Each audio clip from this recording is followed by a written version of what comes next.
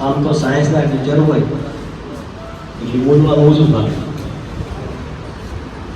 પણ જવાબદારી આવી જ પડી છે, તમને બોલવું તો પડે. તો આજના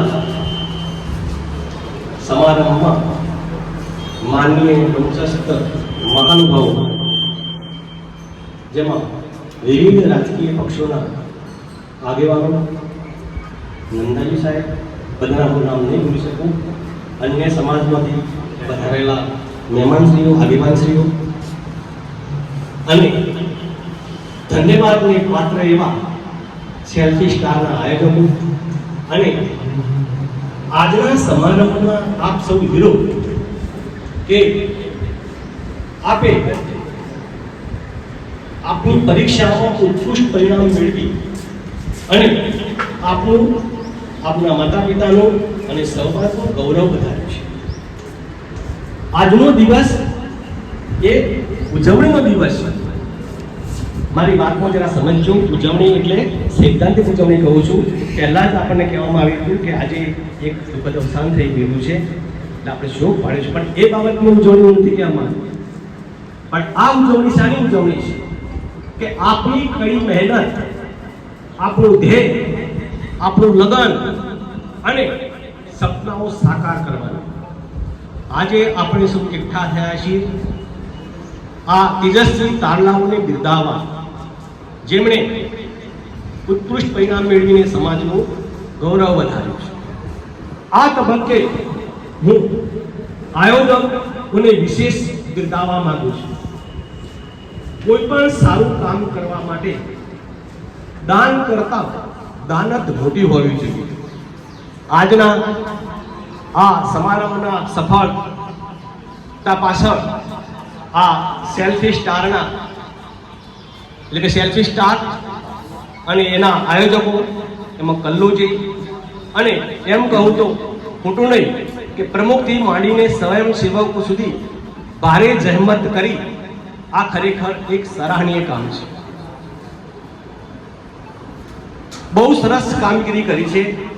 હું કલ્લુજી અને સેલ્ફી સ્ટારને કહું છું કે આ ફક્ત એક કાર્યક્રમ નથી બન્યો, પણ સમાજના બાળકોમાં આત્મવિશ્વાસ રૂપનું કામ કર્યું છે. એક દીવાથી દીવો બીજો પ્રગટે એમ આ સન્માન દ્વારા આપણે આવનારી પેઢીને પ્રેરણા પૂરી પાડવાનું અધિગત કામ કર્યું છે. આજે આ આયોજક ટીમને આ સેવા યજ્ઞ માટે મારા કોટી કોટી વંદન. વિદ્યાર્થી મિત્રો, આપને મારે તમને એ કહેવું છે કે આપણે જે મહેનત કરી છે એ મહેનત આજે રંગ લાવી છે. તમે મહેનત કરીને આગળ વધ્યા છો.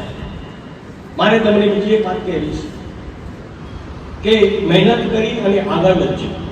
બીજું મારે કહેવું છે કે આપે દીવો બનીને, એક દીવો બનીને ગમે તેવું એ વખતે બતાવ્યું છે કે ગમે તેવું અંધારું હોય પણ એક જ્યોત સળગતી હોય તો રસ્તો આપોઆપ મળી જાય છે. મને ખ્યાલ છે કે બોર્ડની પરીક્ષા એટલે એક દબાણ, એક સ્ટ્રેસ હોય છે, અપેક્ષાઓ છે, વાલીની હોય છે, આપની અપેક્ષાઓ હોય છે, સમાજની અપેક્ષાઓ હોય છે અને એક મૂંઝવણનો દરિયો. આપે એ મૂંઝવણનો દરિયો પાર કર્યો છે. શું કર્યું છે? એ દરિયો આપે પાર કર્યો છે અને આગળ વધવાનું છે. બીજી વાત, અને આજે આપણી થોડી ભૂલ થઈ છે કે જે ખરેખર પ્રથમ નંબર હતા એમને સ્ટેજ પર સ્થાન આપવું જોઈએ. તો આપે આજે આપણે સ્ટેજ પર છો, કાલે તમારા પાસે સમાજ અપેક્ષા રાખે છે. આજે સમાજે તમને બિરદાવ્યા છે, આજે સમાજે તમને બિરદાવ્યા છે, તો તમારે પણ સમાજ તમારા પાસે પણ સમાજ અપેક્ષા રાખે છે. તમારા પાસે સમાજ ત્રણ અપેક્ષા રાખે છે. એક, મૂળ સાથે જોડાયેલા રહેવું. શું કરજો? મૂળ. તમે ગમે તેટલી ઊંચી ઉડાન ભરો પણ પગ તમારા જમીન પર રાખો. શું રાખજો? જમીન પર રાખજો. ગમે તે ઊંચા જાઓ પણ તમારું મૂળ ભૂલતા નહીં. ઉદાહરણ તરીકે હું મારી વાત કરું, મારું મૂળ કહું તો 1975 અને 1975 નો ગાળો હતો. એ વખતે હું પ્રાથમિક શાળામાં ભણતો ત્યારે મારું ઘર હતું એ માટીનું ઘર હતું. એનું કવાડ હતું એ ચાની પેટીમાંથી બનાવેલું હતું. સાંજે ખાવાનું શાક તો ન જ મળે પણ ચા ને રોટલો ખાઈ જતા હતા. એટલે તમે ગમે તેટલી ઊંચી ઉડાન ભરો પણ તમારી પોતાની ઓળખ છે એ ભૂલતા નહીં. તમે તમારા સમાજને ભૂલતા નહીં, કારણ કે તમારી પ્રગતિ એ જ સમાજની પ્રગતિ છે. તમારી પ્રગતિ એ જ સમાજની પ્રગતિ છે. બીજું છે કે બીજાનો તમે હાથ પકડતો શીખો. આજે તમે આગળ નીકળી ગયા છો, કાલે તમારાથી પાછળ રહી ગયેલા બીજા એક બાળકને હાથ પકડીને આગળ કરજો. તમે જે શિખરો સર કર્યા છે એનો રસ્તો તમે બતાવજો. શું કરજો? એનો રસ્તો બતાવજો. અને બીજું છે ચારિત્રનું પાથું કરજો. શું કરજો? ચારિત્રનું પાથું કરજો. આજે તમે જે માર્ક્સ મેળવ્યા છે, આજે તમે જે માર્ક્સ મળ્યા છે એના કારણે તમને સારી સ્કૂલમાં કે સારી સંસ્થાઓમાં એડમિશન મળી જશે, પ્રવેશ મળી જશે. પણ તમારું ચારિત્ર સારું છે તો તમે સારા માણસ બનો. તમે ડોક્ટર બનો, એન્જિનિયર બનો કે અન્ય કોઈ પણ બનો, એ પહેલા તમે જવાબદાર, સંવેદનશીલ અને પ્રામાણિક નાગરિક બનજો.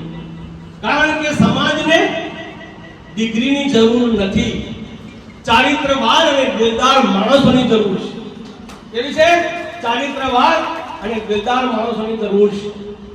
આજે હું ફરી તમને યાદ કરું વિદ્યાર્થી મિત્રો, આ તમારી સફળતા એ મંજિલ નથી, આ તમારી શરૂઆત છે. અને આ તમારી સફળતાથી એ આવનારા નવા યુવાનો માટે એક દીવાદોળી બને એવી અભ્યર્થના. અંતમાં આયોજકોનો આભાર માની અને તેજસ્વી તારલાઓ નું કારકિર્દી સારી બને એવી શુભકામના પાઠવું છું.